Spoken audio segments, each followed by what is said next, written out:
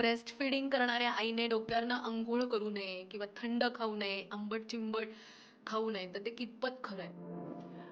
To some extent खरं आहे, पण नॉट ऑल. आता फॉर एक्झाम्पल कधी कधी असं होतं की थोड्या वातोळ गोष्टी आपण जे म्हणतो त्या जर आईने खाल्ल्या तर बाळाला त्याची रिॲक्शन येऊ शकते, बाळालाही गॅसेस तयार होतात. पण डोक्यावरनं अंघोळ केली किंवा तिने आंबट चिंबट खाल्लं तर आंबट चिंबट खाल्ल्याने बाळाला काही त्रास होण्यापेक्षा तिला जर थ्रोट इन्फेक्शन होऊ नये हे जास्त त्याच्या मागचा कन्सेप्ट असतो. तसंच आईने गरम पाणी प्यावं ह्याचं कारण काय असतं, तर आईला थ्रोट इन्फेक्शन होऊ नये किंवा ते उकळलेल्या पाण्यामुळे तिला वॉटरबोर्न इन्फेक्शन्स होऊ नये ह्याच्यासाठी ह्या गोष्टी केल्या जातात.